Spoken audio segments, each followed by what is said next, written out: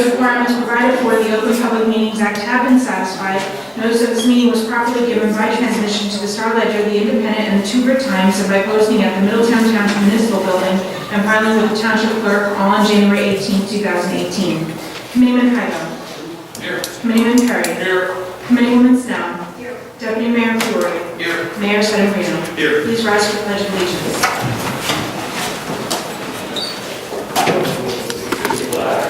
United States of America, and to the republic for which it stands, one nation, under God, indivisible, with liberty and justice for all.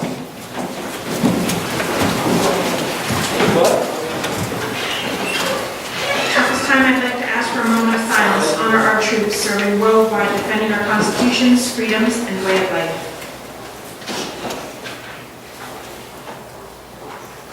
Thank you. Our first item on today's agenda, we're going to have a public hearing of proposed ordinances. I do want to make one revision to tonight's agenda. We're going to complete the business of the township and then have a public hearing on the Monmouth County open space application at the end. We do have a sign-in sheet, and the mayor has it at this time. If there's anybody else, just please leave that. Our first ordinance for tonight's public hearing, we have 2018-3233, a bond ordinance amending bond ordinance number 2018-3227, finally adopted by the Township Committee of the Township of Middletown on July 16, 2018.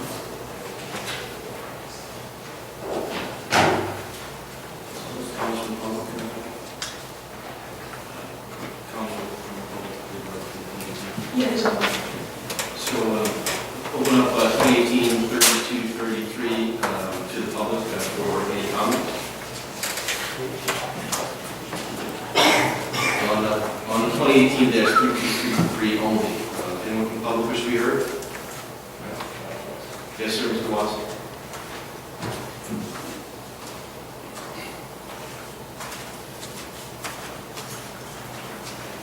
This is the amended ordinance, right?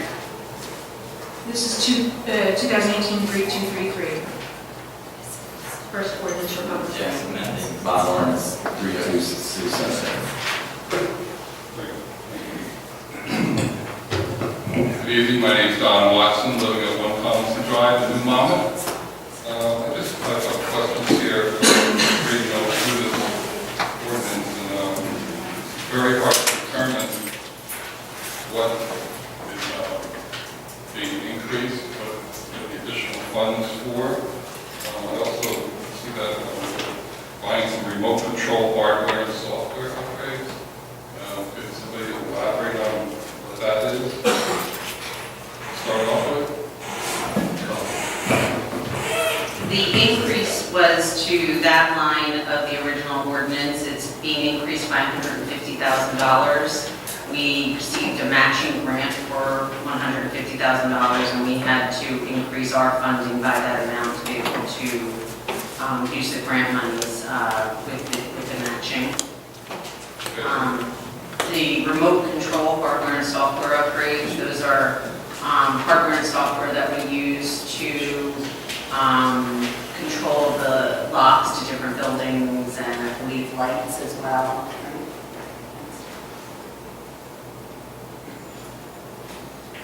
Okay, I'm just curious. Over buying drones or something, like police officers, or I wasn't sure. So what is the increase of the grant money going to be used for?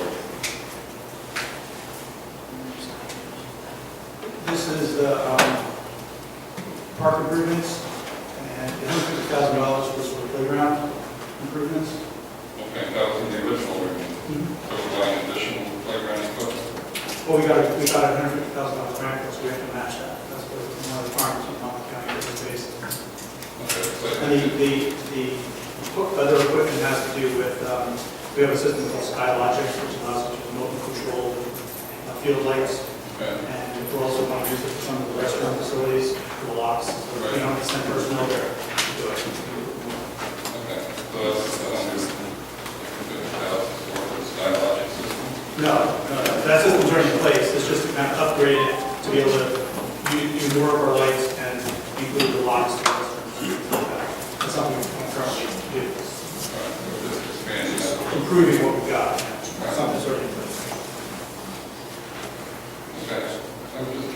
So it was hard to determine, reading through the ordinance, exactly what the money was being used for. Thank you very much. Thank you. Anyone else wish to be heard on 2018-3233? Seeing none, motion closed and Committeeman Tydell. Yes. Committeeman Parrott. Yes. Committeewoman Snow. Deputy Mayor Fiore. Yes. Mayor Sedambrino. Yes. Motion carries to pass this ordinance on second and final reading.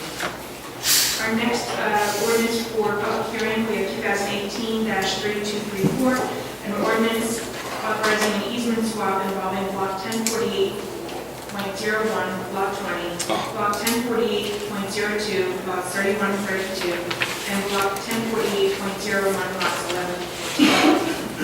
Thank you. Is anyone from the public wishing to be heard on 2018-3234?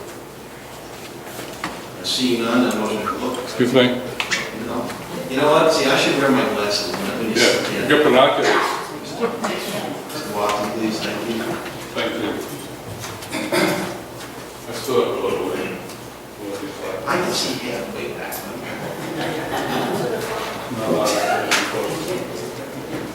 I was reading through this, we're swapping out some parcels of property for easements. Are there going to be homes built on these easement properties? They're actually swapping, they're actually reducing the total number of homes, believe it or not. So they are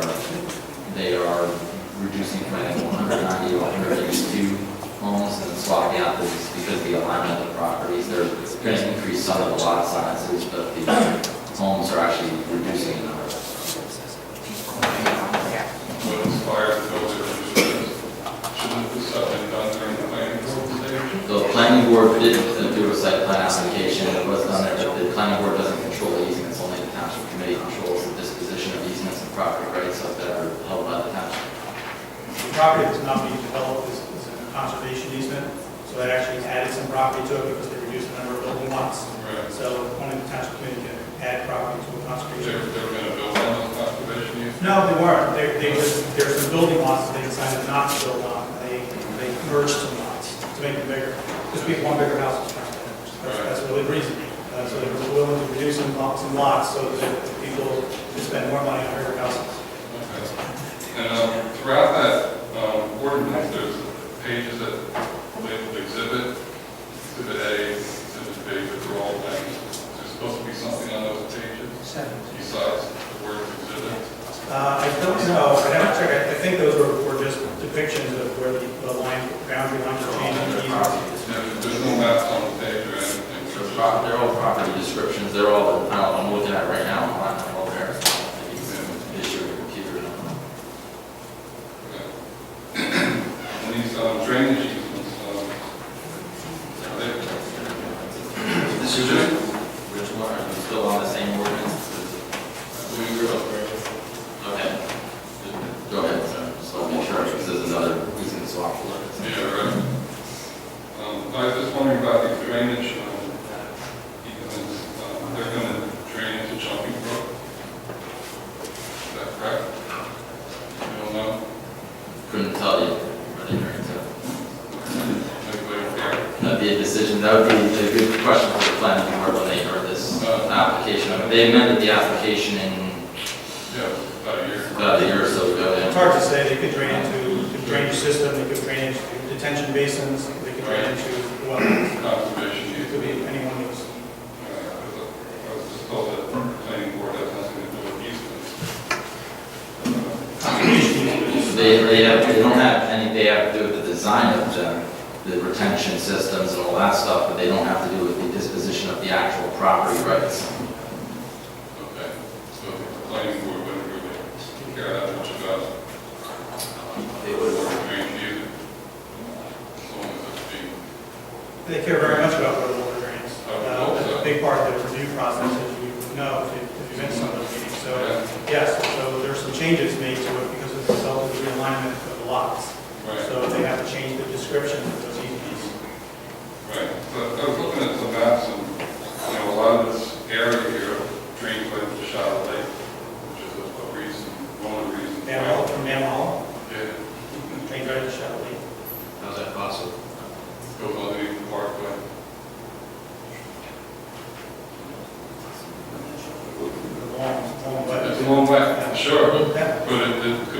reason why there's a lot of silt and lake too.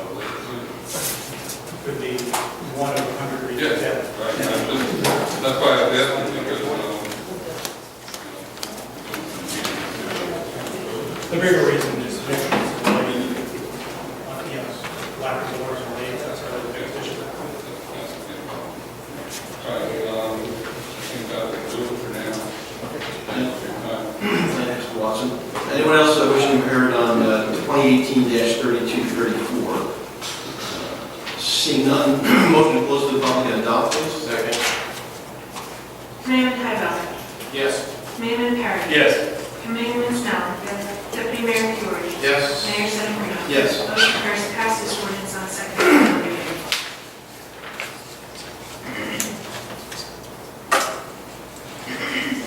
Our next ordinance for public hearing, 2018-3235, an ordinance authorizing an easement swap involving block 807, lot 1.01 on the tax maps of the Township of Middletown, 1200 Highway 35. Anyone from the public wishing to be heard on 2018-3235? Seeing none, motion to close to the public and adopt, please. Second. Sorry. Committeeman Tybell. Yes. Committeeman Perry. Yes. Committeeman Snell. Yes. Deputy Mayor Fiore. Yes. Mayor Sedambrino. Yes. Motion carries to pass this ordinance on second and final reading. This time we have a public hearing on ordinance 2018-3237, an ordinance establishing death benefits for volunteer firemen. Is anyone from the public wishing to be heard on 2018-3237? Yes, sir.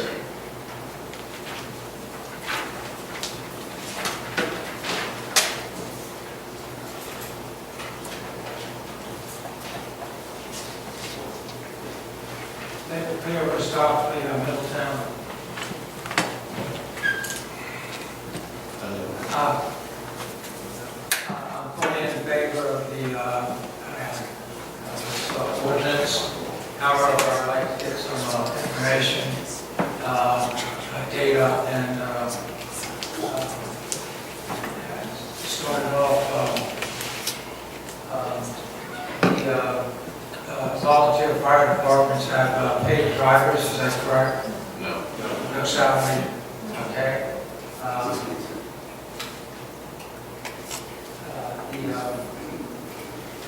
The fire departments have the right to a bond, the referendum, I think. They have a right to bond for capital improvement. These are not fire districts. These are not fire districts, they're just non-profit, not like you're thinking of Tent Falls, or they fire districts, these are not districts, they do not have any authority to bond or borrow. Who bonds for the capital improvement? This body. What? This governing body. Two people. Sorry, this governing body only has the ability to bond for any capital projects with regard to the fire. I guess it's a twofold question. The fire departments, at least the one where I live nearby, Lincroft, they fundraise, lotteries, 50-50, whatever. They keep their own budget books, is that correct? Yes. And in that there would be the fundraising. Yes. Do you have any knowledge, as board or the staff, do you get a copy of the budget so you can review it? With regard to the private entities for the fire departments? Yeah, do you get the, They legally have to, they're legally required to fill out Form 990s, which are public disclosure documents. and do you get a I copy read of them it? all the time. Can you get a copy of it? I certainly can. You can go online and get one right now. Okay. Mr. Hyde will attest to that. Thank you very much. Thank you, Leo. Anyone else wishing to be heard in 2018-3237? Seeing none, close to the public and motion to adopt, please. Second. Committeeman Tybell. Yes. Committeeman Perry. My compliments, Committeeman Hyde, yes.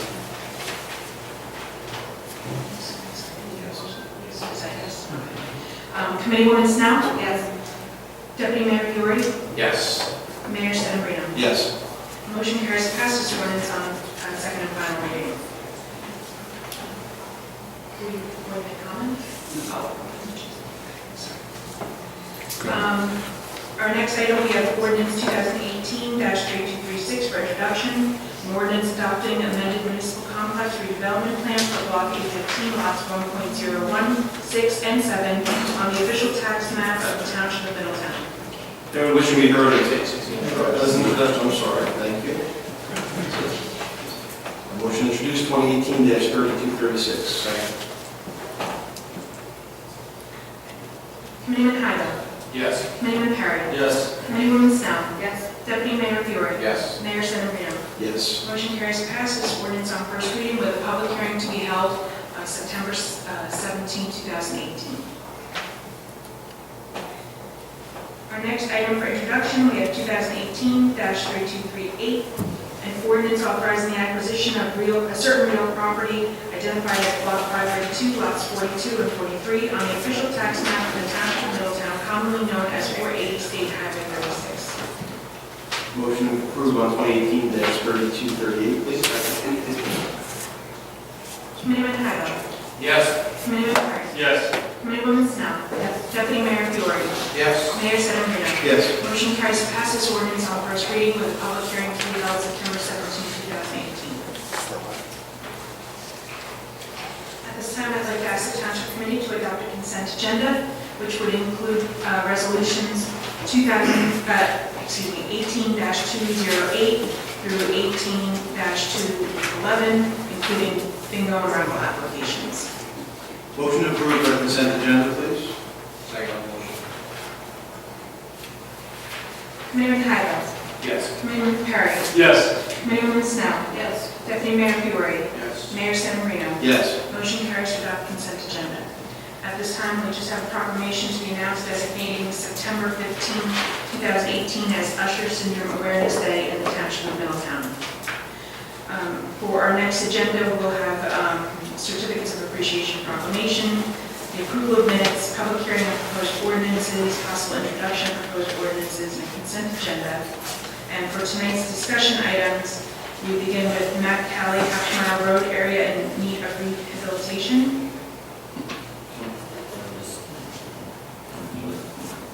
Yeah, the planning board is going to be hearing this month, just tomorrow, right? Yeah, tomorrow, right? They're going to be conducting a hearing and investigation study for this is the buildings next to exit 109 along the Garden State Parkway there that are principally vacant office buildings. A lot of people are illegally parking there for bus parking and so forth right now. They're going to conduct that hearing tomorrow night, I believe, in the investigation study for the planning board. If they, recommend that area needed rehabilitation investigation study, that'll go back to the body for its review based on the planning board's recommendation, and then that will result in the redevelopment plan for that particular area that will meet the statutory criteria for the same. So, I don't know if there's anything else other than that. That's about it for it.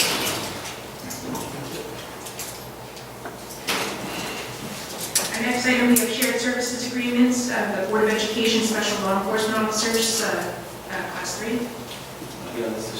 No, nothing tonight. And then shared service agreement for the Brookdale Community College and Police Athletic League.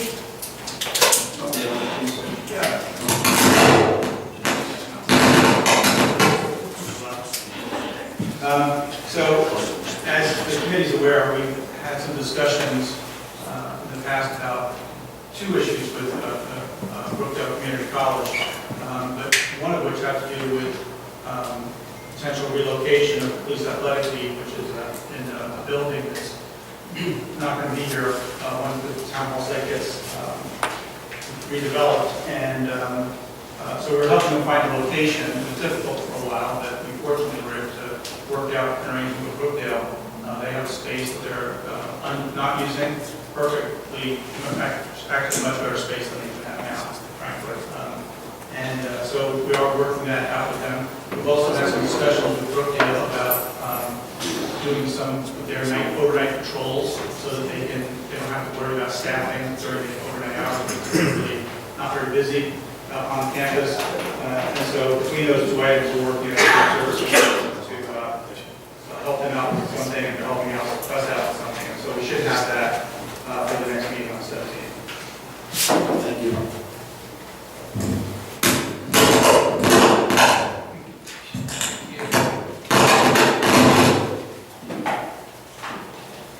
Our final item, we have the Stevenson Park Bridge change order number 2.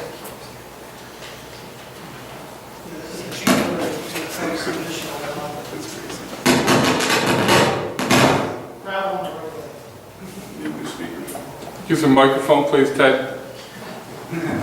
If it works. Gravel instead. That's a change order to add some additional gravel and regrading drainage issues near the bridge on the West Front Street side. At this time, we have the public hearing for the Monmouth County open space application. Okay, thank you.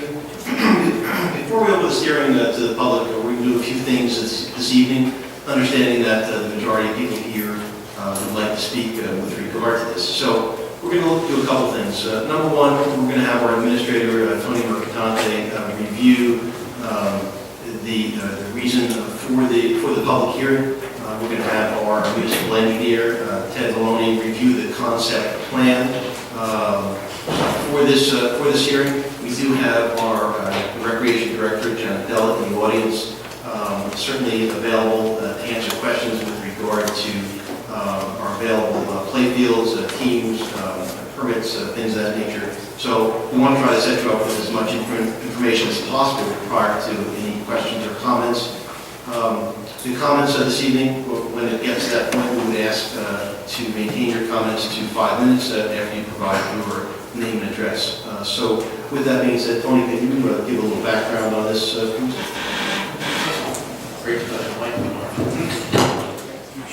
Yes, so what this is that every year Township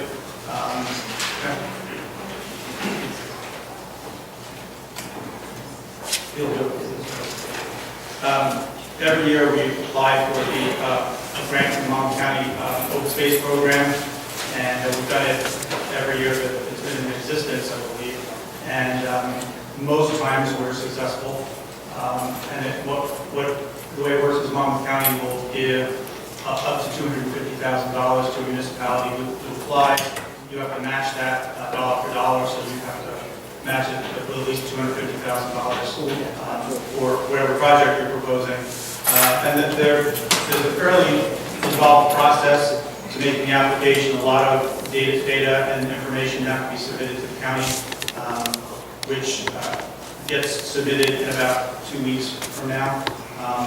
But they require us to hold a public hearing to authorize the application, to make the application, and they require that public hearing that we listen to and take note of any public comments with regard to the grant application.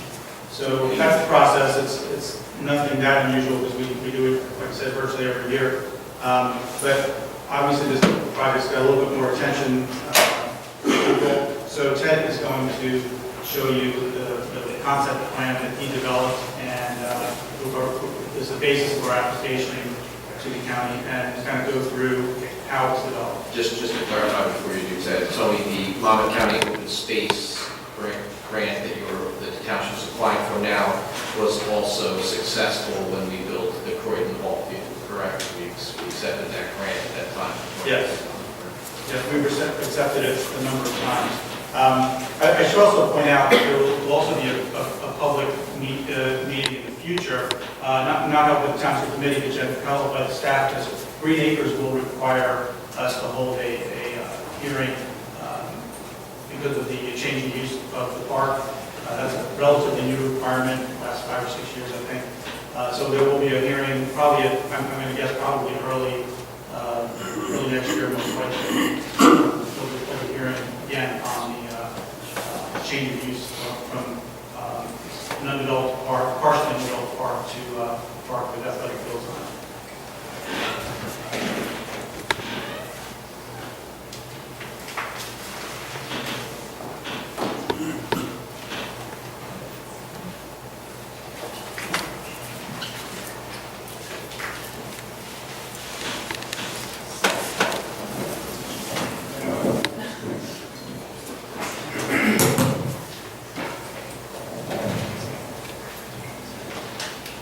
Good evening. Before you here, you'll see the very basic concept plan for the Monmouth County Open Space Grant application. This is the same one that's in the packet, the same one that has been posted on the website, with the exception of the outline of the entire park has been highlighted on this map. But essentially, the concepts internally are the same. For the record, public hearing, I'd like to just make the statement that the project name is the Stevenson Park Athletic Field Development Project. It's located at 930 West Front Street and 940 West Front Street. Those are mailing addresses in Reading, New Jersey, but obviously they're in Middletown.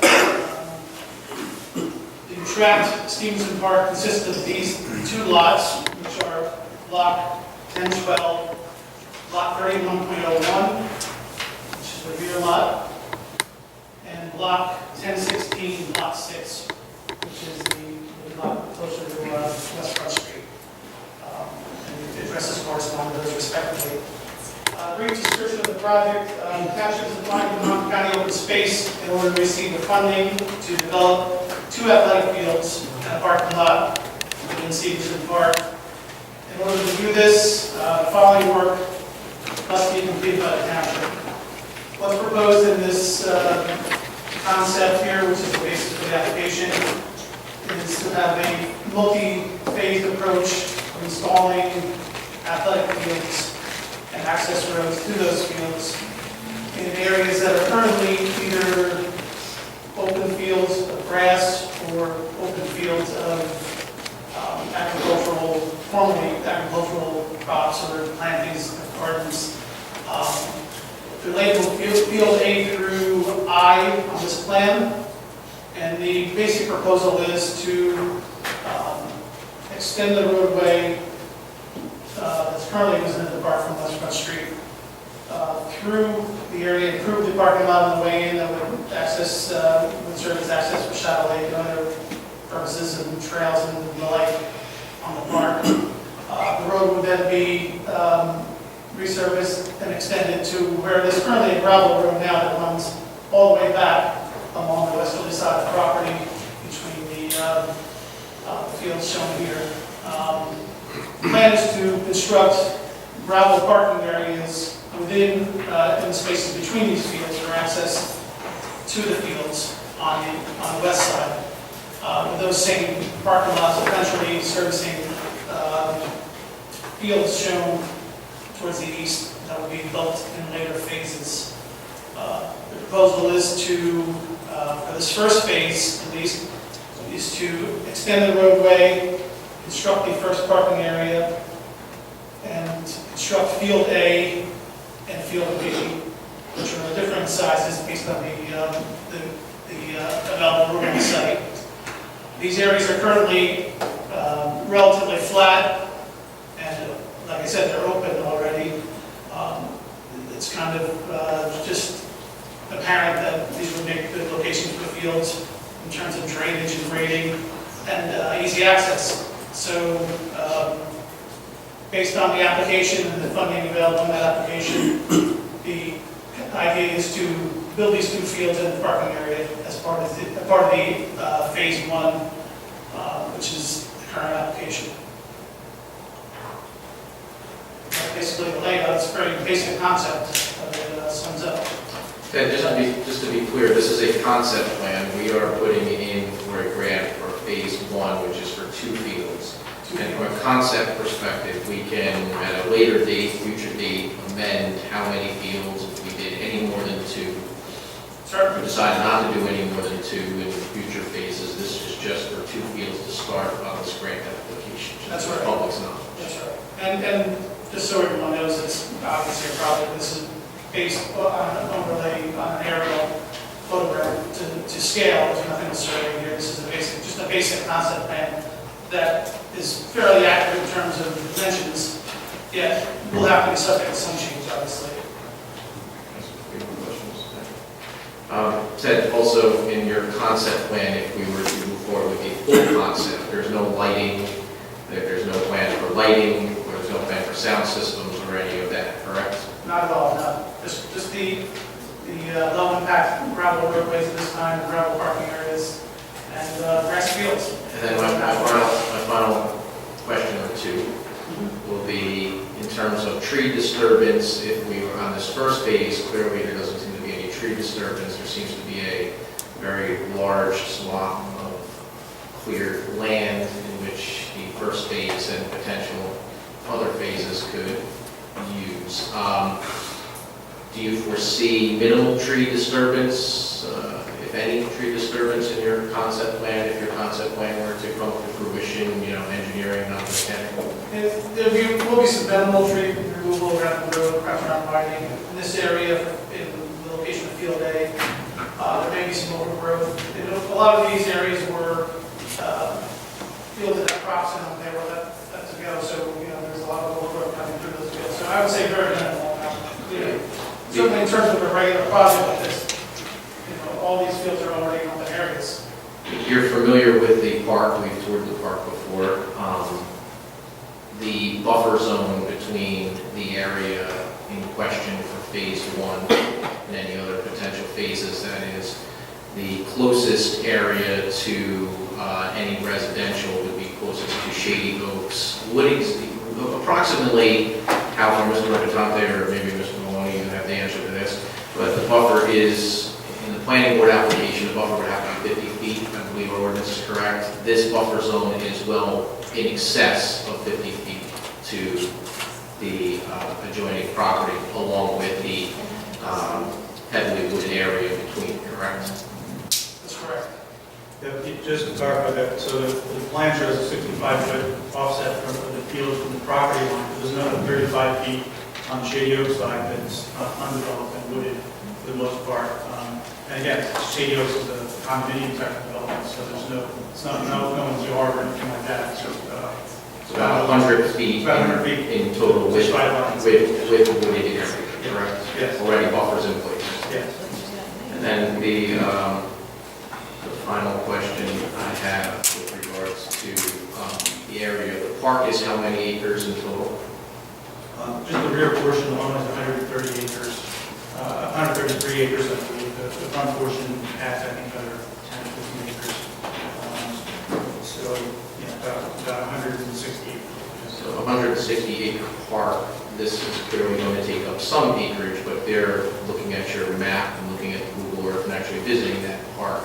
There's still going to be quite a bit of park that's going to be wooded, treed, have the trails, and going to be utilized for things other than a soccer, lacrosse, or any other activity that would be brought into the park from a nature perspective, correct?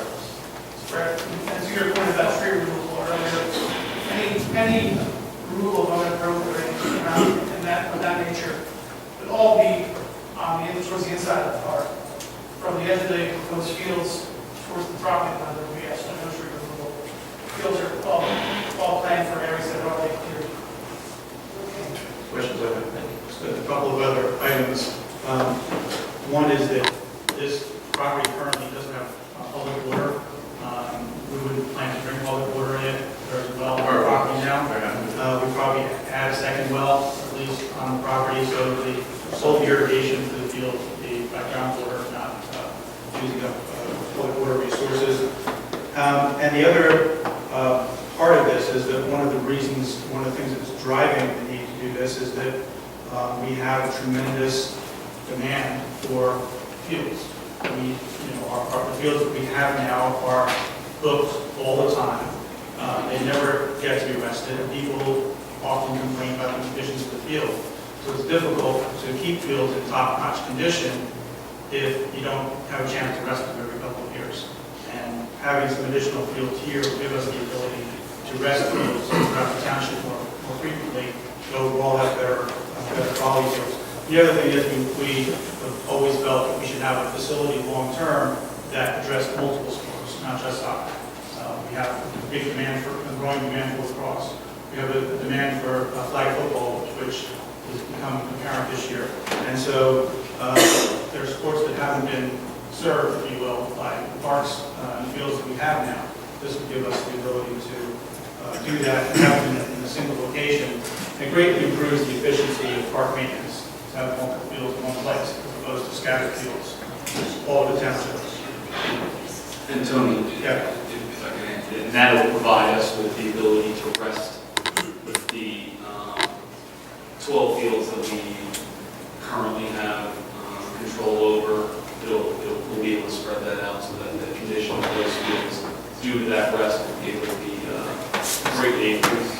Yeah, that's probably the biggest benefit of all, is that we'll be able to rest fields and they will be in better condition. And once you get through the cycle of resting all the fields, eventually, all the fields will be better than they are now, because you have the ability to rest 2 or 3 fields a year, because right now we don't have the ability to do that. If I can make one more comment, Mayor, that's a secondary benefit. I live, many of you I see in the audience who also participate or volunteer for youth athletics.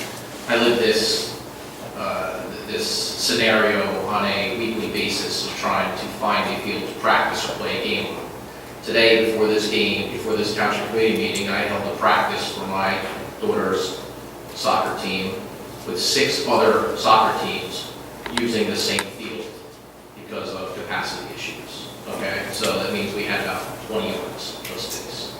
And I can't tell you how many times, and I know from the comments I get from the committee, Janet, you may be able to address this a little clearer as your office, has in the past worked with permitting and worked with many of these organizations. And I believe you and Ted chair the youth advisory group, athletic group that I had asked for the creation a few years back. And this is a very big topic of conversation, but it's not just about wrestling, it's about capacity. It's about having to use fields in other towns because our children just don't have enough.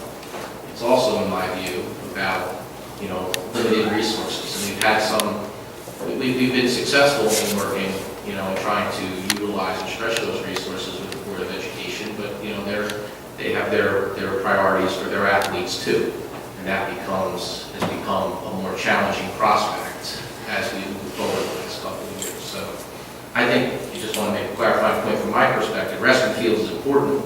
That's why we did turf fields, right? Turf fields.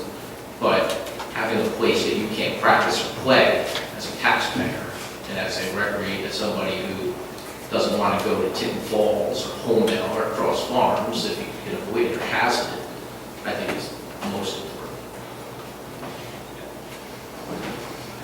Tony, just to clarify, this is a grant application for required match on behalf of the township. Yeah, dollar match. Thank you. Ted, anything else to add? That's all. If anybody has any questions, I'll let you. Thank you. Before I open to the public, any comments from members of the township committee? Thank you. All right. So I do have a list of people wishing to speak with regard to the public hearing. How are you doing? Open that. We need to open that public hearing. Okay. All right. So we're gonna open the public hearing with regard to the Monmouth County open space application. I do have a list of people that are wishing to speak. I'd ask that when you come up to the microphone, please state your name and address. Please limit your comments to 5 minutes so that we can hear as many people this evening that are willing to speak. So we have our first speaker, Chris Lindsay, please.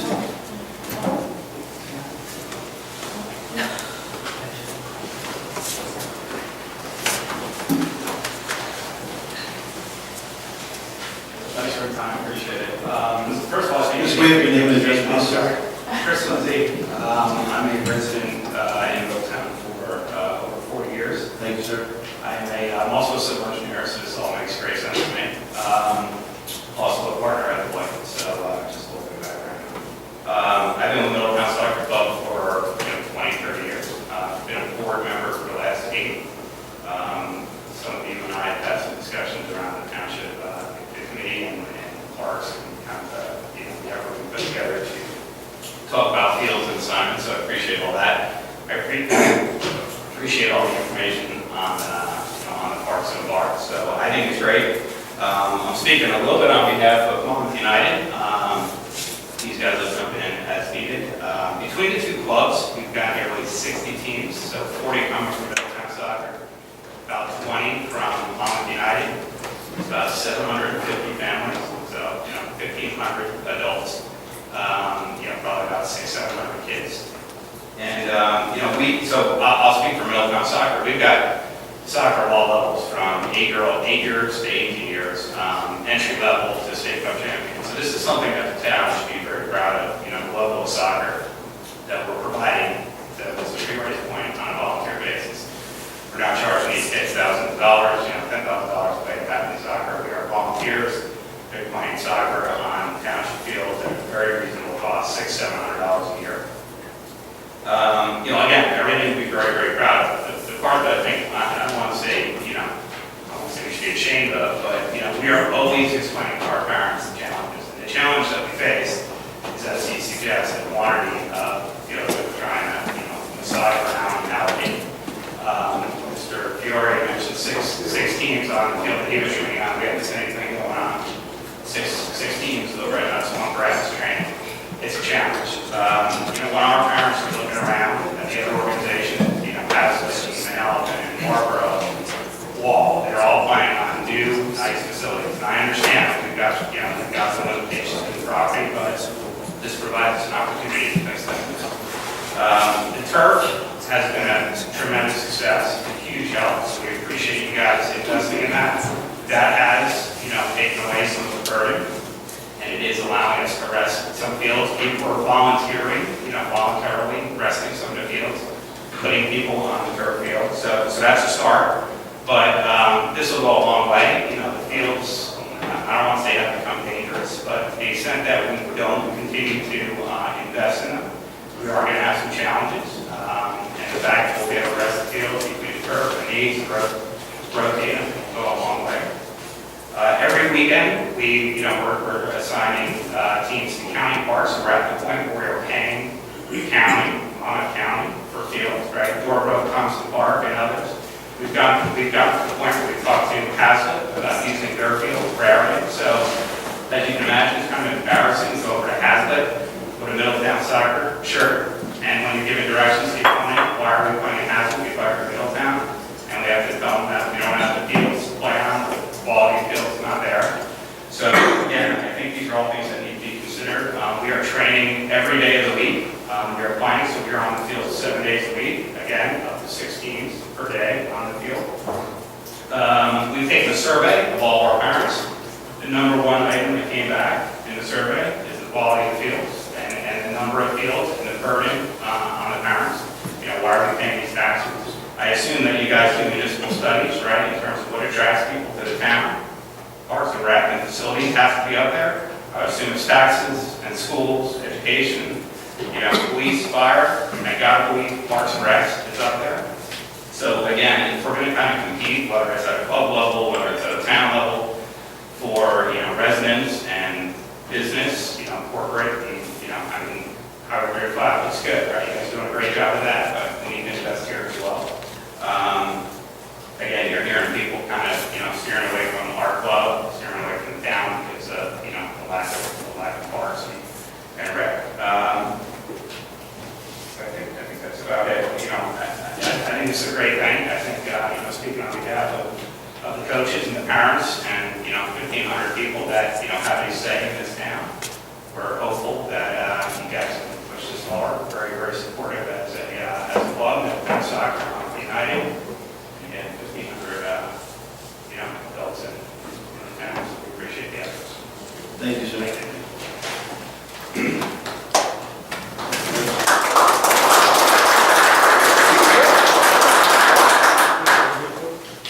Dominic Sarah. Good evening. Dominic Sarah, my lifelong resident of Middletown, New Jersey, from Monmouth United Soccer Club. Thank you for giving us the time to speak about this. Basically, Mr. Lindsay touched on a lot of true facts. I'm going to touch on them again. What's happening with our fields is we're fighting for fields, as Mr. Fiore and Mr. Lindsay brought up. When there's 6 teams on a field this size, it should really be 2, maybe 3 max. It's taken away from the kids' level of play. We're all here because we're volunteers. There's no hidden secret what's going on in Middletown with the drug problem.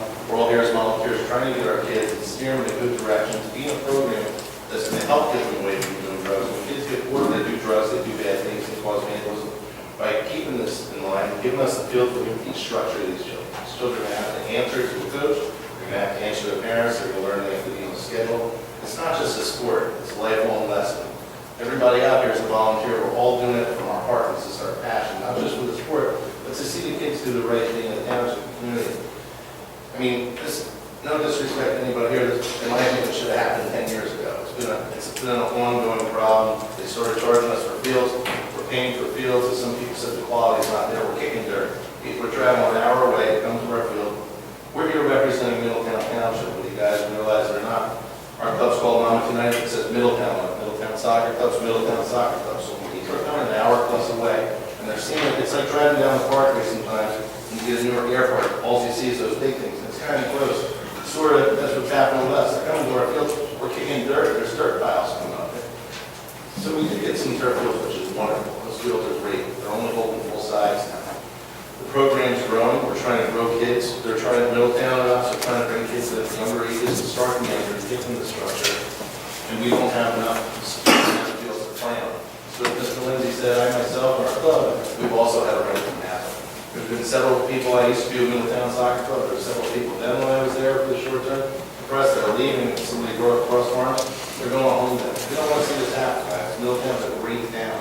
We need something like this to happen. We need to give the kids place to go, to play sports, so they're not doing the wrong thing. And they're leaving to go to other towns. Red Bank has beautiful fields. Everybody has beautiful fields but us. We have 2 beautiful fields.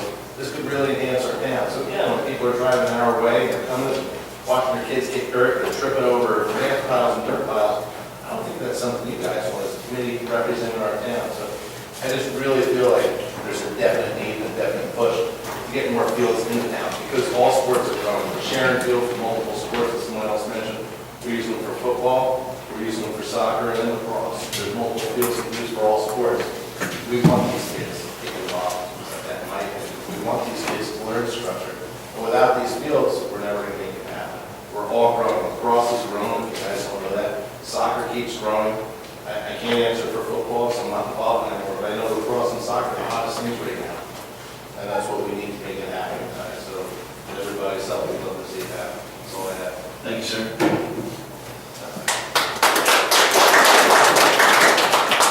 Mr. Peter Cohen.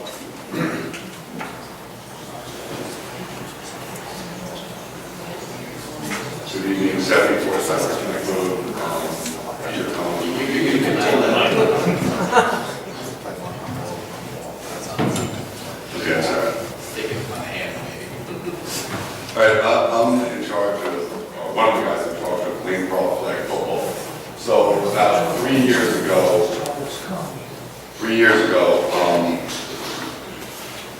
my son played and I really wanted to get involved in helping out as a volunteer and, helping on the board.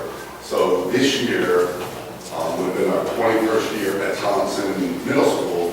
We were told, we get all our permits from the Department of Recreation. We deal with Janet's office, they're fantastic, answer all of our needs, and play at Thompson, and there we go. So this year we were throwing a curveball that the fields, there was all kinds of reasons we were given that they were being reseeded, they were being fertilized, and we came into a meeting with the mayor and we were told that the fields were unsafe. So we were told that we had to move. So we moved to Bayview Elementary School. It's been a real nightmare for the whole program. We used to have 550 kids in our program, and this year we have just barely 300.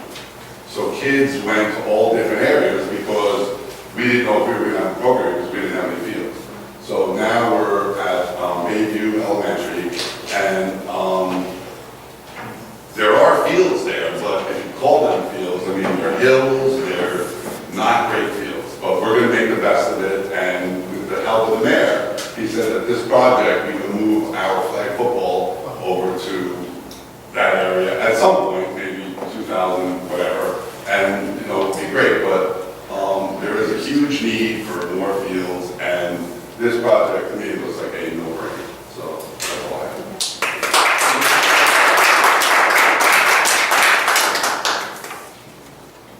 Janet Bender. Not commenting. Okay, thank you.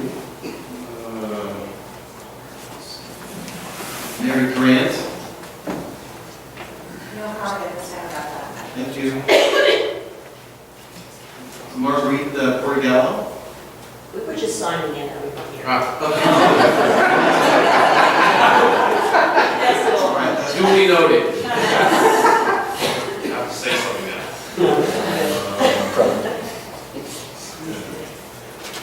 Lindsay Holly, you get that? No. Close. Okay. Can My you, main name is. I'm sorry, can you My pronounce name is what? Olivia. I'm sorry, thank you. I live at 1003 West Street. I think the soccer people, the sports people made a great case. I have youngish children. We don't do sports, but I think that's great. I think the one thing when you talked about touring the park, I haven't heard anybody talk about roads. I'm a little scared, whoever just said that there are 1,500 adults who are going to be coming here. There are 16s a day, 7 days a week. I live at 1003 West Front Street. I'm right here. I'm 4 houses up. My husband and I affectionately call it Dead Man's Curve. We've lived there 4 years. We have seen numerous rollovers. Both my retaining walls have been completely crushed. Previous owners had the mailbox moved. Actually, the mailman wanted the mailbox moved because it was so dangerous on West Front Street. So the mailman comes to the top of my street, my driveway. My daughter last year almost got hit by a car crossing West Front Street to get to the bus. The person flew through the sign. And in fact, 2 years ago, a gentleman on a beautiful April Sunday was on his motorcycle, not a lot of traffic, and he was going too fast like everyone else, and he died. So as he's laying there with the sheet over him, I went up to, and West Front Street was closed for 3 hours. I asked the chief of police, hey, is there anything we can do? Can we put more signs? Can we put road bumps, something to stop the traffic from going so fast? Sorry, man, we can't. Signs won't help. You can't help crazy drivers. So my question is, has anybody thought about that traffic? Have you guys ever driven on West Front Street? There are no shoulders there. My kids, I love it. If they're old enough, they could walk or drive, or I'd love to walk my dogs to Stevenson. I can't. There is no shoulder there. If out of this, maybe we get some sidewalks, that's super, lovely idea. But I'm really concerned. I'm not against it. I just really want to stress, I can't stress enough how the traffic situation there is scary. It's bad. People coming down, going towards Everett, they come down that hill and they come past Stevenson and they pick up speed, and at the top of the hill is my yard, my driveway, which is where people I've seen multiple rollovers, okay? They come crossing over the railroad tracks, they pick up speed, they come down my street, and that's where the curve is, okay, as they come up. And that's where I've seen rollovers. So in both cases, those cars are coming there, and I'm just saying, it's a really dangerous intersection. I'm not really sure how you guys are going to accommodate that. I didn't hear anything about that. Same with in an accident entrance. When I'm seeing here, and I get this start, just the beginning, but I'm seeing one entrance. So we're talking, and it's one way. I'm kind of surprised you spent $1 million on a one-lane bridge there. This has been on the table for a while, but whatever. I'm not going to be coming and going every day. It doesn't matter to me, but I'm sure you're going to have angry parents when they're having to wait for somebody. So I'm just saying, I'm putting my 2 cents in, that I hope that somebody looks at it and realizes the traffic pattern situation is really dangerous and bad. I mean, I can't even stress how bad it is. I mean, I'm going to overlook the fact that there are going to be lights and sound systems when they were counting. Whatever the sound system. I mean, you're in the tiling, so I don't care. It's, we need it. It's a big town. I get that. But you're also talking about, the gentleman mentioned people coming from other towns. They don't know West Front Street, okay? So you say, oh, I drive all the time, it's not a big deal.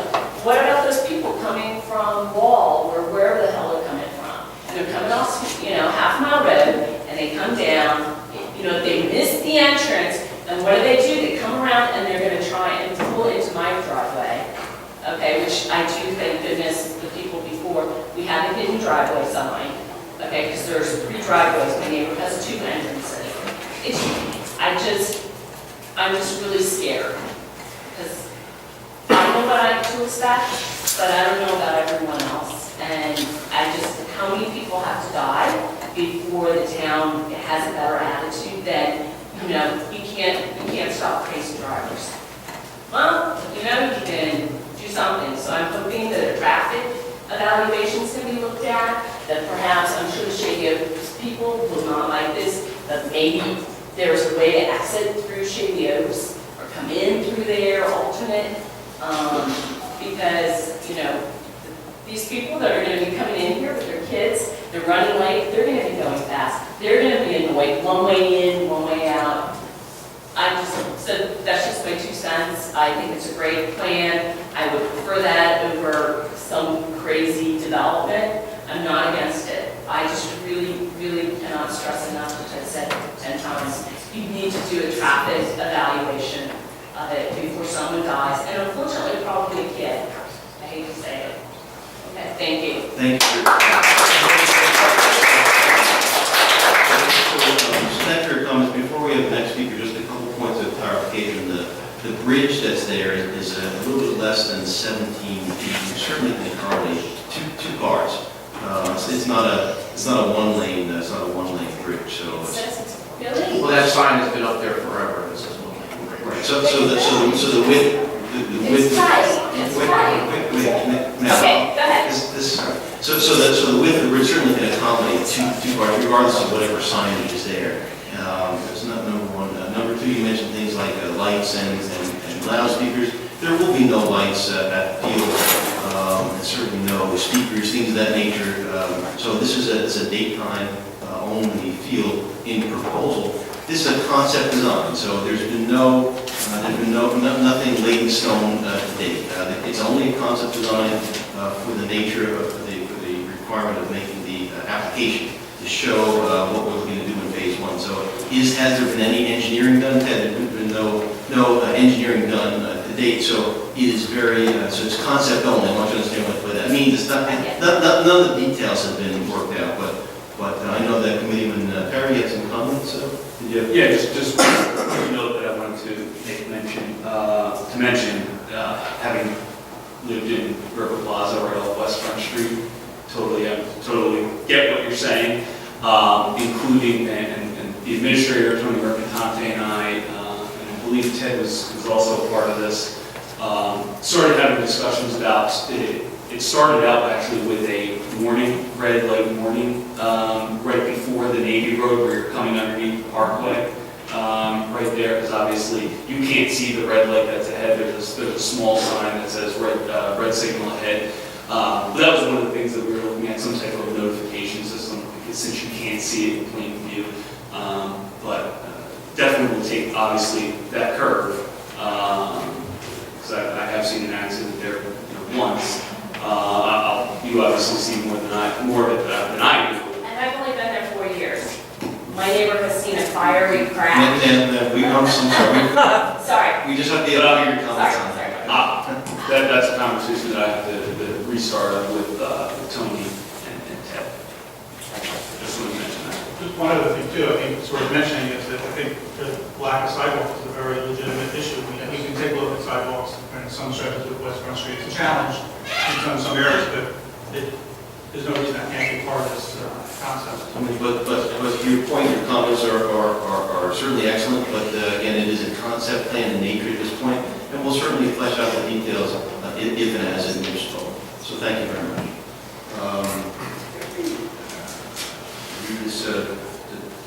Ray Janikowski, going to read handwriting.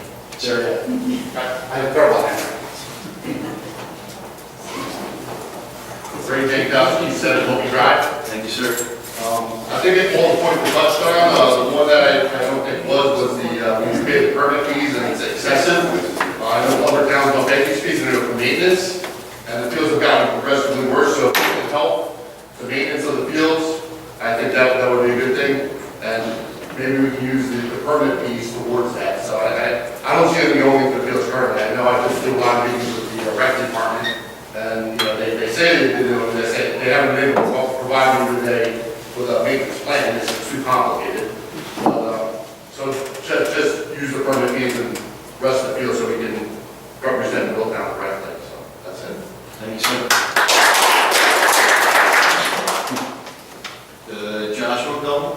I thought I was signing in. Thank you.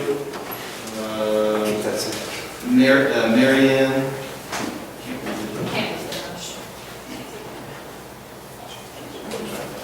Hi, I'm Marion Clayton. Just the microphone, please. Marion Clayton, 26 Harbor Green Circle. Thank you. I've been a resident there for 32 years, and I've tried walking my dog, and you can't do it on that street.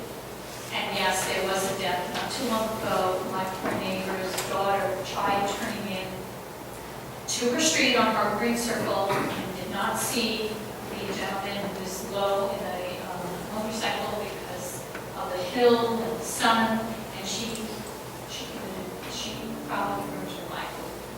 I mean, that was what happened. But it is a very dangerous, long, winding road, and that has to be taken into account. That really does. Again, and as the young woman said before, I'm not against soccer, but I think you need to find an appropriate place for it. Also, I remember many years ago, and I think Tony was involved with it then, when this land was purchased from Stevenson through Green Acres, and the use was passive recreation. As a matter of fact, we tried to do like a little bit more on the property, like maybe even be able to launch boats there, to have it more usable for the neighborhood. And the shadow lake residents or kids, again, it's anything active. I wonder, do you have to inform Shadow Lake and Shady Oaks that kind of about this property, about what your plans are? With regard, this is a public hearing for this concept. Because none of them are here, and I'm surprised that, maybe because it's Labor Day weekend, that there wasn't a line all the way out. This was, even the track was supposed to propose. Very, very interested in it.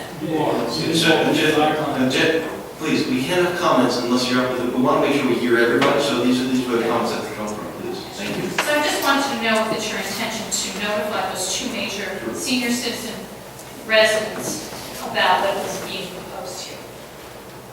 Well, first of all, I'm sure they know. You sure they know? Yeah, because it's been online the entire weekend, and everyone's arguing about it online. But besides that, as I said earlier, there will be a hearing in the future. The Green Acres will require us to hold, and we have to post large signs on the property right by the street so that everybody in the area can see them. So that's the requirement. Before any final decisions are made? But before Green Acres will approve, before we get approval of Green Acres to change the use of the park. So yes, that's not a final decision for Township, that's a final decision that the State Green Acres program makes. But so they will be notified, and there will be a future hearing, as I said, where people can come and make You comments. said it's online, but most of the senior citizens do want to. Yeah, we did a public notice, but I have no doubt that the residents of Shady Oaks know about it already. I have no doubt that the Shadow Lake, if they don't know about it, Well, they will know will about it soon pretty enough. much after. But I would say that there is no restriction on the use of this property. First of all, I wasn't around when I bought the property. I'm old, but I'm not old. I think it was in high school. No, you were here when I was. No, I was in high school when they bought this property, so, but because that was 1978, when this property was sold. So, I was here in 86 when it actually, came in up. college. But there's no restriction on the use of the property. We looked at that. That's when you first tried to make it work. The other thing is you brought concept, the first concept, the phase one. What is the total concept for the development of this property? What do you see it maxing out as? I mean, you said 2 fields. I read something online that said 9 soccer fields and 316 car spaces. You didn't mention that tonight. Understanding the fact that you can, the total concept, just an overlay, increase. That's if you don't make one smaller, potentially over 3 phases, right? And that's, you see the open areas to the right, there's just very much cleared area that can be done, right? And it's on, look, it's out there, it was in the notice, in the township's notice, and that information was out there for a variety of reasons. And that may go to 7, I don't think it can go past 9, because that's about as big as you can do, it probably goes down to that, but to the point with respect to the 300 some cars, understand this, there's not 9, there's this isn't going to take everybody that's currently practicing at Nuts Swamp Field, or Lincroft Acres, or have a game at Fairview Fields, or West Front Street, or I can keep going on and on to the location you have, and move them all to here. Okay, so it's not like you're taking everybody from one spot, and you're going to jam 300 people into another spot at one time. So even though you have 300 parking spaces, because you just have spaces in between the fields, because you have that much room, the odds of having 300 cars there at one time are not very good. So as I mentioned today, we had 6 teams that were practicing at Nutsmont, just on the turf field. I think there were 6 more on the grass fields. There were nowhere close to 300 cars in that facility. So, because you have the capacity for other people that may want to use the park, right? You may want to do other things at the park besides play soccer. There's just other reasons you would just have gravel parking. One of the things that we have to do is plan for the future. This shows what could be fit on the property without taking down trees. If soccer and lacrosse continue to grow, as they have been, then there could be a need for more fields in the future than even we're proposing now. But we're starting now with probably just 2 fields with phase 1, because all this hearing is about is for our grant application. And that grant application is just to give us funding towards the building of 2 fields right now, some parking. But this shows the potential. I don't know what the demand right now already exceeds our ability to provide fields. I don't know what that's going to, and we don't know what that's going to be 5 or 10 years from now. It could be even greater demand, even more kids playing soccer and lacrosse and flag football. So this is what we're supposed to do. We're supposed to look to the future and see what we can potentially do. The need may not come about, but if it does, we know we have a place that can accommodate it if the demand is there. So that's really what it's all about, is looking ahead, which is really what we're supposed to do. Didn't we have another plan on the same street several years ago, and remember seeing signs about the soccer? There was a plan on West Front Street. This is now becoming? No, it has nothing to do with that. That plan was just to convert 2 existing soccer fields and make them synthetic turf fields. And that didn't happen because there was opposition to it. That has nothing to do with this. There's still 2 soccer fields at that place, and still generate the same number of cars that they would have. Going to grow it. No, it was just replacing the 2 fields with turf. But this can definitely grow. I mean, this could be a complex. Not beyond what shows on here. I mean, No, you had, I see 8 built. Well, this plan shows 9, and I'm saying that's the maximum potential. But who knows? It sounds like a complex to me. But who knows if the demand is going to be there for that. But if there is a need for a complex, that means that there's a demand for it, right? I mean, if these fields go somewhere else in town, the traffic is still in town. It's still somewhere. Right, but it's not on a very right. And these fields will take away traffic from other places, right? Because now they're not going to other fields. So you could argue that there's areas that will benefit by this from a traffic standpoint, because they will see now less traffic because there's a central place to go to, as opposed to dispersing people all over town. That's generally a better way to deal with traffic. Except for the people who live on that road. But everyone lives near something. Everyone lives near something that they don't like, right? I mean, everyone does, right? So you're right. And there's a lot of traffic on West Front Street right now. You know that. I mean, that's very highly traffic. We are all very, very well aware of West Front Street. Is there a traffic study? I'm sorry, you might have mentioned. Is there a traffic study in Monmouth for this? There's not a traffic study. So I know we've taken up some of your time, but I do want to see if you can wrap up, please, with regard to... Well, I just want to know, but my last question is about a traffic study. Sure. Before you endeavor to do something like this, I would hope you need to make accountants to take into account what our neighbors were saying. This hearing is only for this, the initial phase of the concept plan for the 2 fields and then for the application.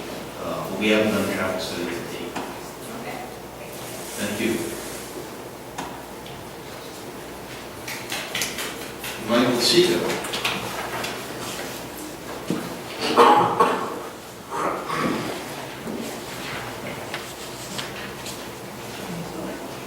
Mr. Mayor, members of the Township Committee. I certainly appreciate and respect the perspective by the, I'm sorry, 46 Alexander Drive, River Plaza section. I certainly respect and appreciate the perspective of the volunteers and the persons who have spoken in favor of this project. I want to offer a little different perspective, however, about the concept plan and potentially what can be built there.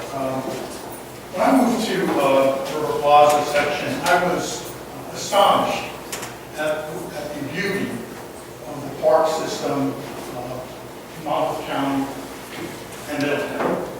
Within a 5-mile radius from where I lived, there was Hartshorn Woods, there's Euclid Woods, there's Forestry Park, there's Bogdan Park, and perhaps really the gem of all the parks is Stevenson Park. And the very reason that you think Stevenson Park lends itself to fields is the very reason I think it doesn't lend itself to fields, and I'll explain why. It is an incredible piece of property. I've probably been on that property in the last 7 years, 1,000 times. There is such a mixed use of property types there. The fields are beautiful. The wood area is beautiful. The tree line is beautiful. The flowers that grow next to the house along that roadway in there are absolutely amazing in spring and the fall. The lake has seen its better days, and that's problematic. And I think that this proposed use will do something that will be one of the unintended consequences, and that is we can lose that lake. Recently, maybe last week, I saw a bird, his feet were barely covered by the water, standing up 50 yards from the shore. There is no real way to access that lake any longer. I see people dropping boats in from Front Street, from Hubbard. And it's amazing why that's happened. This application is challenging for the very reason that you suggest, that there has to be Green Acres approval of a change in use. The change in use that you're proposing will forever alter that property. There will be, I submit that it's a slippery slope once you begin any type of development on a pristine piece of property. The application that you currently have will require town contribution of roughly, just based on the estimates from Mr. Herbert Conley, probably about $1,250,000. What I read was that there would be some construction of wells, 1 or 2, and that the cost of those wells would be, for phase 1, will be approximately $1 million to $1,500,000, and that will include the cost of 1 or 2 new wells for irrigation. So you're going to put irrigated fields in here. You're going to dig up significant land to do that. The town is only going to get $250,000 at a maximum, because that's all that can happen in phase 1. I know anecdotally that last year's application to Green Acre for this grant was talked about this evening, and it was $150,000 that we received for playground improvements. And we had to match that at $150,000. We now have an application that's been presented for the first time tonight to the public that will significantly change the character of this amazing piece of property, significantly affect Beechcroft and River Plaza areas. It will, we're told that there is an incredible need for these fields. I don't know if there's been an assessment study done. I know that anecdotally people say, well, we don't have enough fields. But when you make a step like this, it seems to me it's being done on the back of a napkin. There's been no studies done that I've seen or that have published. And it's your obligation, in my opinion, as an elected official, to let us know. This will profoundly affect so many people and such enjoyment many of us have for a pristine piece of property. And now we hear that this is a potential sports complex of many fields with 340 parking spaces potentially, with a potential widening of the road, with the potential bridge improvements. I know you say it handles 2 cars. Good luck trying to get 2 cars on that bridge at the same time, people coming in and out. It may be possible, but it won't be easy. I think that something like this, when you take a piece of property, is a last resort. Every single option should be explored other than taking a beautiful piece of property and converting it into a potential sports complex. The mere fact that you're planning for the future. I don't want to interrupt you, but because your 5 minutes is up, and I'd like to... Interestingly, because it seems like so many other people have more than 5 minutes. But I'd like to give you the opportunity to finish your thought, please. Thank you very much. I think it's a last resort. I think there should be real study done on this. I think there should be real public input to see what the residents want, to talk to the Shadow Lake Village people, to talk to the Shady Oaks people, to talk to the residents in the area. None of that happened except on the Tuesday after Labor Day. The application can't be changed. I went over the Monmouth County Open Space Grant Program rules. Mr. DeSico, we haven't interrupted you, but I've given you a little more than 5 minutes, so I'd ask you to wrap it up with respect, please. Program procedures provide for requests for minor changes in scope. No major changes are permitted, and all changes must be approved in advance in writing. This project, I get the sense, is locked in stone, and I ask you to reconsider it, make another application for some lesser project that doesn't involve the magnitude of this. Thank you. Thank you, sir.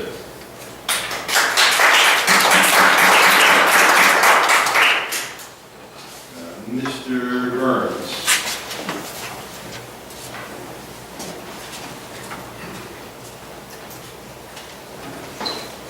Sean Burns, 880 West Front Street.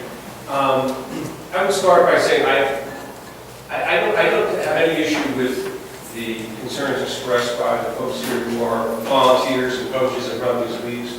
I certainly was involved in the flag football league. I coached in flag football, I coached in lacrosse soccer, got 5 kids, did all these sports. I understand those demands, and I've been on some of the things they're talking about. But I would agree with the sentiments of Mr. DeSico. I think more than anybody in this room, maybe anybody in town, I've been in this property, on this property. I'm on this property every day. I take my dogs through there every morning. So I'm very familiar all seasons, what it looks like, the maintenance of it, the roadways, how you get in, how you get out, the whole thing.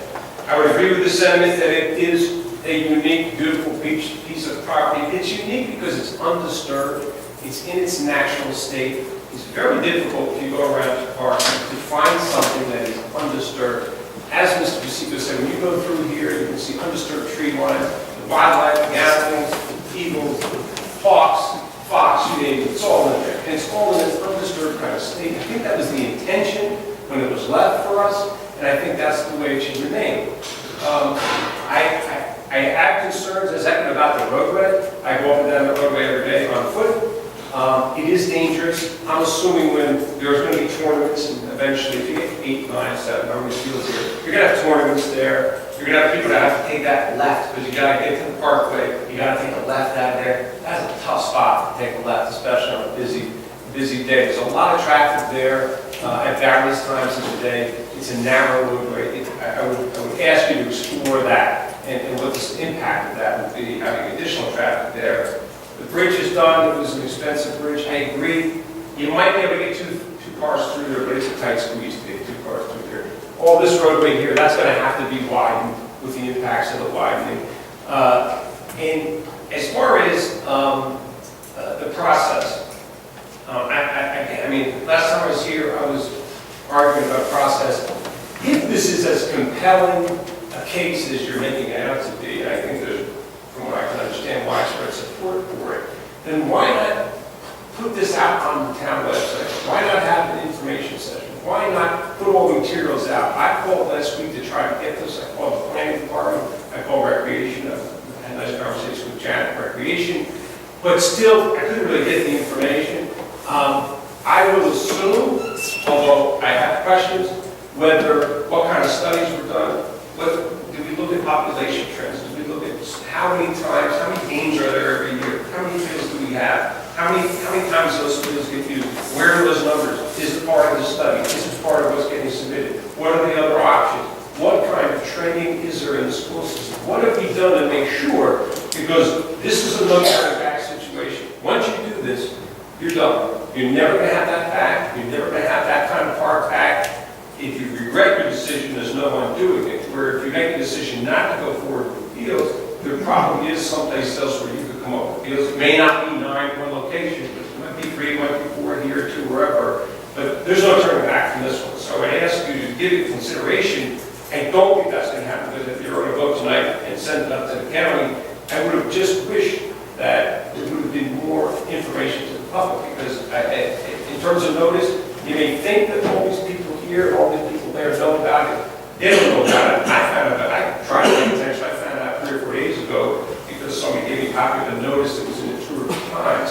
And I think the actual plan was only put up very recently, within the last few days on the website. So I am opposed to it. I understand the concerns, but I don't think our prior failures to have a good plan in the town justify changing this park. Thank you.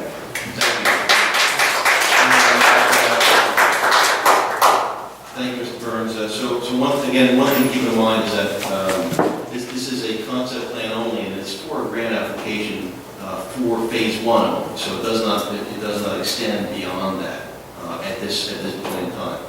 With regard to, I know that the deputy mayor has some comments with regard to the studies and the process. So we can get a moment for that, please. Thank you, Mayor.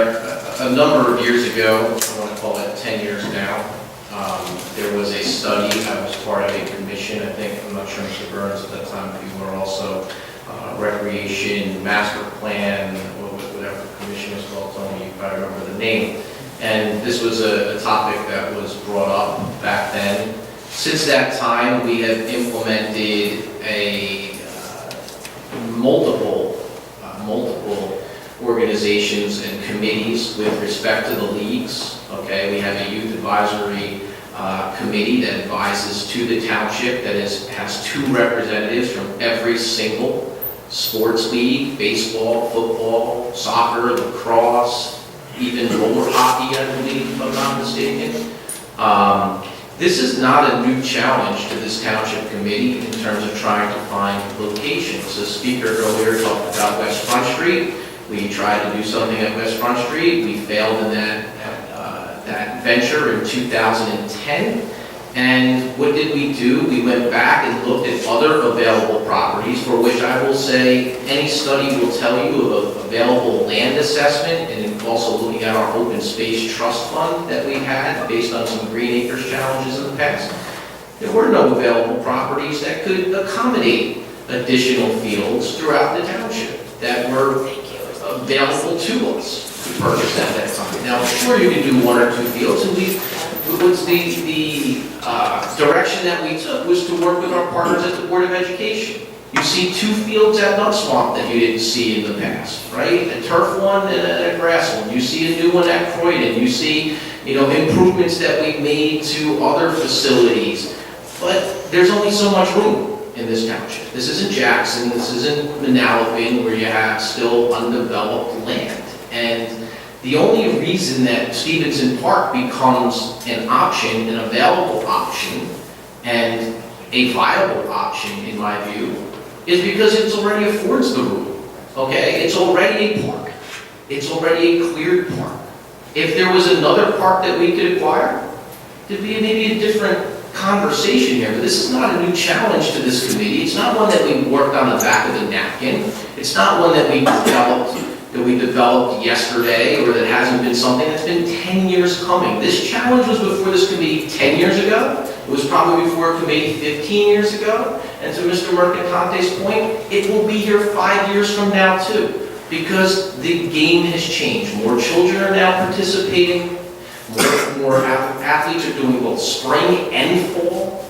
Different when I grew up. I did one sport in the fall and one sport different one in the spring and one in the winter. And you all probably, if you're a Generation Xer, went through that same, or older, you went through that same type of sport. So this isn't nothing new. This isn't, I appreciate the comments of the beauty of the park. I think it's a great facility.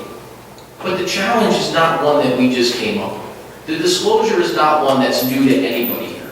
The variable is that Mr. Stevenson was living on the property up until very recently, right? Am I not mistaken, right? And then, that's the difference. That's where the change came. So I just want to submit those comments that, this isn't something that we haven't taken public input to. This is something that's been a long time and a challenge that if we turn away from this, kicking the can down the road and not going to find another place. I can pretty much guarantee that alternative based on my experience. Thank you, Deputy Mayor. Or anyone else from the public wishing to be heard with regard to this public hearing for Monmouth County open space application? Yeah.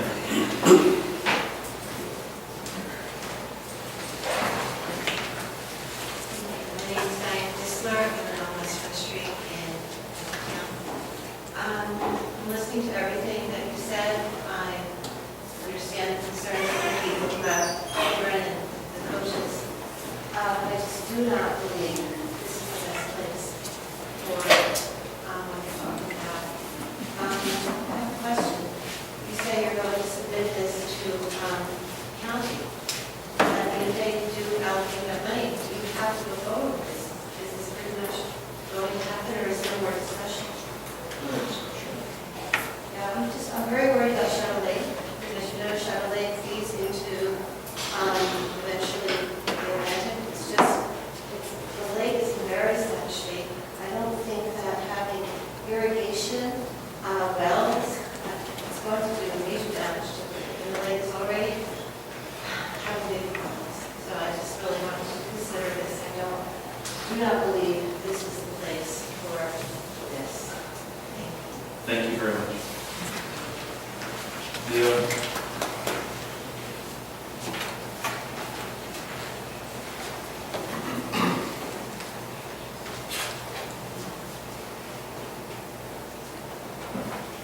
evening, Leo Christophany, Shady Oaks Way.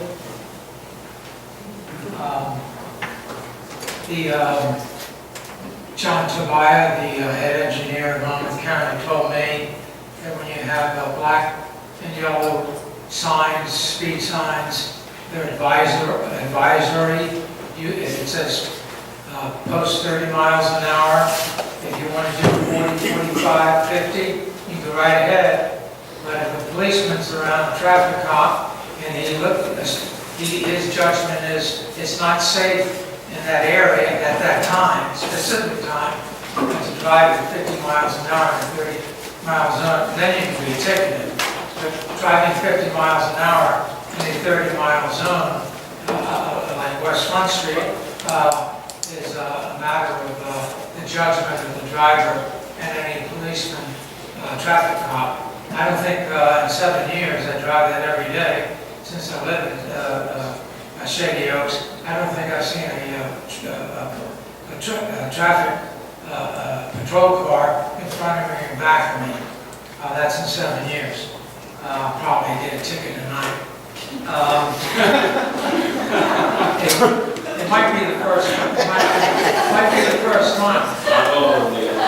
Second thing, so you might have to ask the county to put a flashing light. When the light's on, you have to drive 25 miles an hour.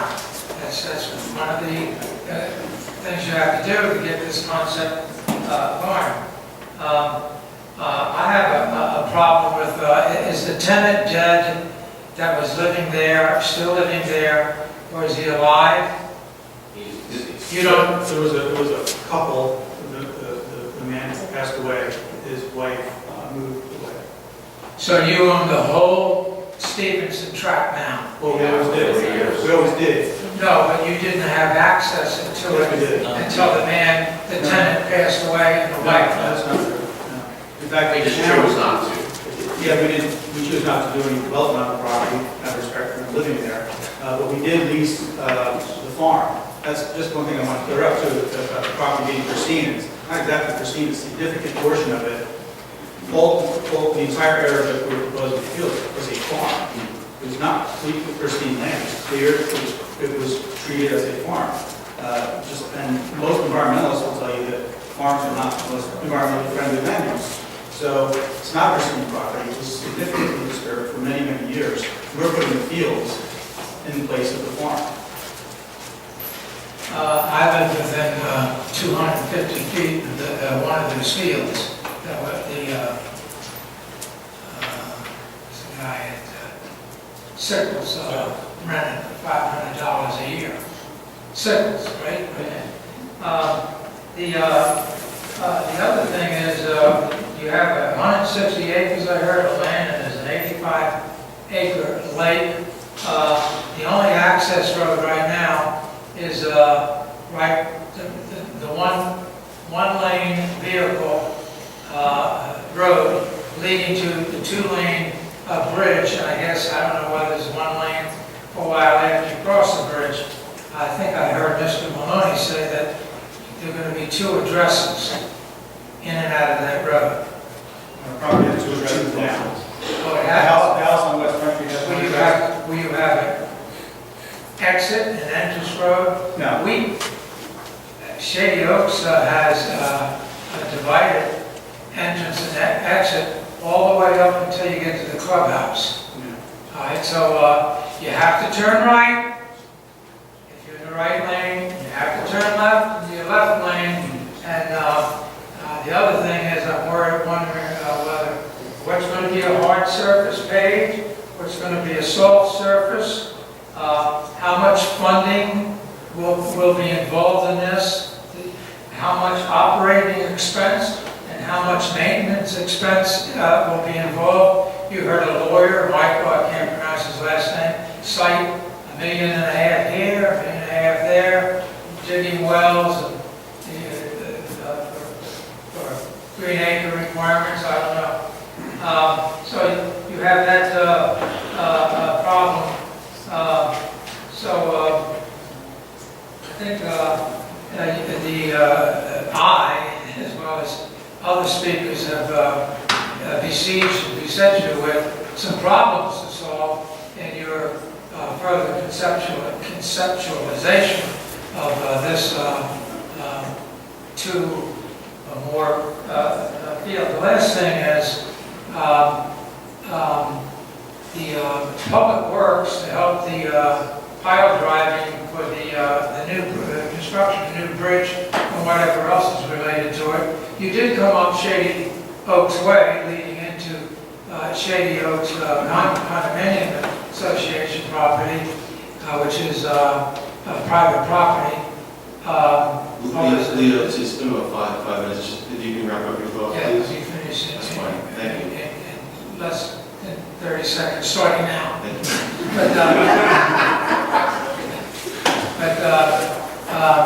But you did cut a fence and you created an access road, cutting down timber, a lot of trees, and I guess that will not be something you will try to make available. No.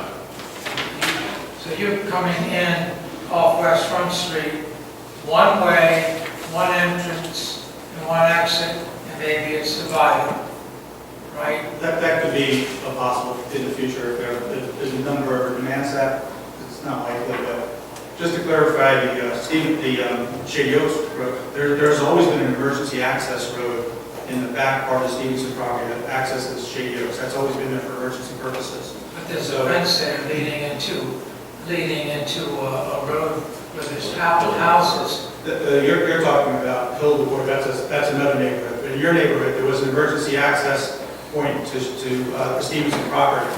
And so, because the bridge was out, the bridge couldn't be driven on, the construction people had to get in there somehow. So we worked out an arrangement with your association to use that road temporarily until the bridge was completed. Yeah, well, that's what my management. It's going to remain as only as an emergency need only. Thank you for the 59 seconds. Mayor. Thank you. Anyone else wishing to be heard? The public hearing on the county open space application. So thank you. Seeing none, we need action with regard to the public hearing. We need a motion to submit the application to Monmouth County Open Space. Already voted on it. Second. Committeeman Idle. Yes. Committeeman Perry. Yes. Committeeman Snow. Yes. Deputy Mayor Query. Yep. Mayor Spencer. Yes. Motion carries. Thank you. Committeeman Perry. Thank you, Mayor. Just three quick points. I want to wish all Middletown students starting tomorrow, our public school students starting tomorrow, a good year. Hope all of our teachers and folks that work in our schools hope they have a great year. Look forward to seeing the kids walking up and down to village school. I was at the AT&T Innovation Center ribbon cutting, which was incredibly interesting. They had Tom Watson's notebook where he had taken notes as to exactly Alexander Graham Bell's first few sentences, which included "God Save the Queen." I didn't really understand that, but it was a great ribbon cutting. A lot of interesting artifacts that are there now and available to the public. I encourage everybody to go. And then finally, I just want to congratulate, obviously we all know about the Middletown Youth Athletic League and their victories that they had. I did meet my new hero, Big Al, at MJ's, and I did get a ball signed by him, which I think all members of the township committee got a ball signed by the entire team. But I just want to congratulate them and thank everybody for coming out tonight. Thank you. Committeeman Hybel. Yes, I'll be brief. Thank you to the volunteers that came out here tonight. I know everyone's busy because I'm getting multiple texts from my wife about get this, get that for our kids tomorrow. So I appreciate what you guys do. It's great stuff. We all do and spend a lot of time trying to make our life better for our kids. So like Committeeman Perry, we got to meet the professional baseball stars. That was quite amazing. I played in that league a long time ago. I won't say how long. My buddy next to me knows how long. But great league, another great group of volunteers. I also want to thank the committee up here as a whole for getting through the death benefit for the fire department. It was a lot of work to get that straight. And, we did some great openings to some businesses here. So the chiropractic facility, which was nice, and they're Middletown residents. So I always like to see a Middletown resident be a part of our community with being a business owner as well. So it's good stuff. So that's all I have. Thank you, Committeeman Hybel. Committeewoman Snell. Yes, a couple things I'd like to talk about. I was at AT&T and I was at MJ's for the Little League. I enjoyed both. But strangely enough, both my father and father-in-law were employed there at AT&T. So not here, but in New York. And my father-in-law in Homedale. So it was interesting to see the history. And it was very informative and linked a lot to both my father and father-in-law. It's really interesting. And meeting the kids was awesome. I think we all enjoyed that a lot. But what I do want to do is give some kudos to the coaches that came out tonight in support of their kids. I coached South when my daughter was there, and I know the dedication that you guys have to your kids, and it's admired. So I do thank you for that, and coming out and supporting them tonight was really awesome. So thank you. Thank you very much. Deputy Mayor Fury. Thank you, Mayor. I think you've heard quite enough from me tonight, so I'll be extremely brief. Just wanted to remind everybody of the 9/11 ceremony in the Queen, which is being held on 9/11. I believe this year it's at 7 or 7:30. 7:30 in the evening. So we will be having that very somber event. The only other thing I just want to mention really quickly is just a thank you to my two colleagues here, Committeeman Hybel, who worked very diligently with respect to the emergency services, both fire department and EMS, with respect to the benefit, the death benefit. It is a program that was established many years ago, one that needed codification in our ordinance and was passed this evening. And Committeeman Hybel, with his experience as a former fire chief and his emergency services experience, really led the way in getting that done in the township. So thank you, Committeeman Hybel. And my colleague, Committeeman Perry, as we embark on a new potential town hall facility, as you're sitting into the air-conditioned side of the town hall right now. If you go to the other side of the building, it's about 118 degrees. One of the challenges was losing the gym outside, the boxing gym that the PAL had both boxing for the youth, and my colleague Committeeman Perry, were very diligently to get an agreement with Brookdale too, which I think will be a real win in the whole run for that organization. So thank you, Committeeman Perry, for your efforts there, and I'm proud to vote over those measures this evening. Thank you.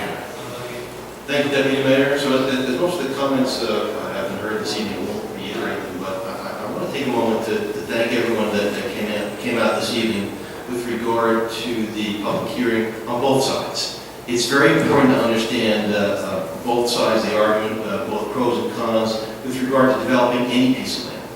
One thing to understand is that, as we've heard comments before, this township committee and this governing body takes things very seriously when it comes to land that has not been previously developed. When it comes to studying land for capacity for our children.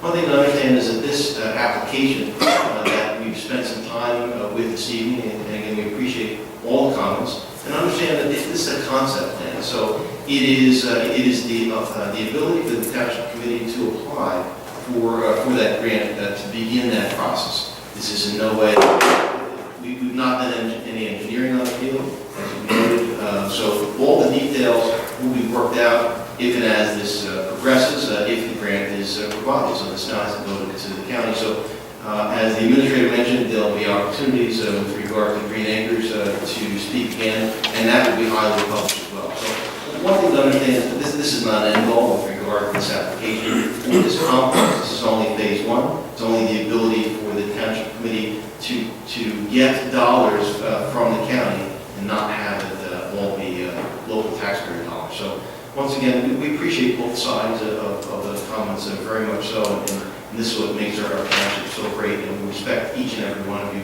for taking your time and to coach everyone and to make the comments with regard to any of the surrounding neighbors or the traffic and or safety concerns, and understand that we'll certainly take those into consideration. So with that being said, and the Deputy Mayor did remind everyone of the 9/11 ceremony, it is a solemn ceremony at 7:30 p.m., so we can certainly attend. With that being said, I'd like to conclude my comments and then open it up to public comments. One thing, nothing else on it, there's public comment. All right, so if anyone from the public would like to be heard, please keep in mind there's a 5-minute time period. And if you're on the microphone, please state your name and address, please. So anyone wishing to have any public comments? Yes, ma'am.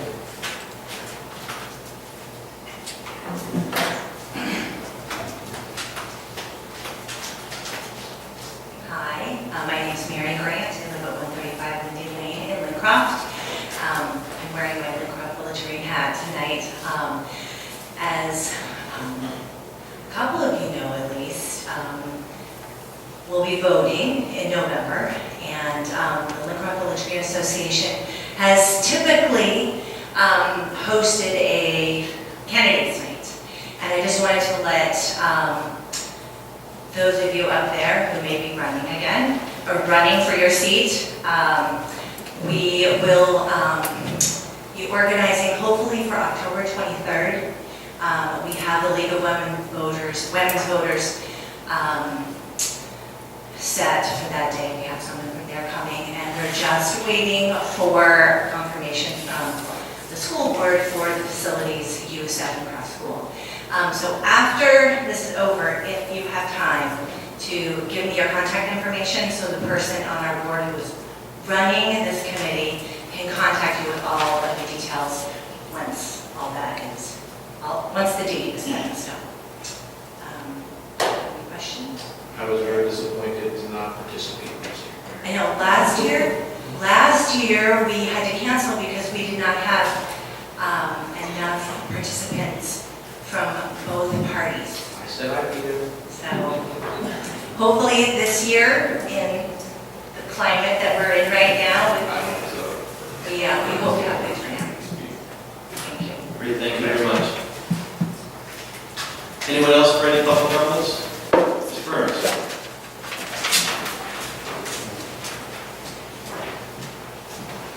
Sean Burns, ABD West Front, assistant here anyway. Recycling. Is there any chance that over time we may segue to where there's more recycling pickups? I don't know how everybody else's experiences is. That recycling can fills up quick with only 2 pickups a month. I know that, that may take a bit, but just a thought. It just seems like that fills up quick, and I don't think, if you're doing it right, I think you should have more recycling and garbage, and only give us 2 pickups. So that would just be a thought you go forward with the contracts, some more recycling pickups. And then just on a half hour other thing, since that's also one of the routes I take. Is there, in that, I don't know what property's covered by that, is it just a long half-mile road there from the corner back to like where you turn, where all those cars are parked on the road there? Or is, I'm sure we're talking. I thought there was The another. redevelopment investigation, rehabilitation investigation. Right. It's just the office complex right before you get to the parking lot, the commuter parking lot. The big building. Not the You go down that road, so it's not about. No, it's not a half mile, it's on your right. It's on the right, yeah. Okay. The last, what you see down here is building. Yeah. Okay. And is the hope to, is there any idea what would happen there? And the parking is a big problem. I mean, that roadway, with all those cars on the roadway is definitely a problem. So if that's the intent to try to address that, or It's not really, the parking issue is a separate issue, which we're dealing with through putting parking restrictions on Schultz Drive in the near future. it's something like stop allowing people to park on there.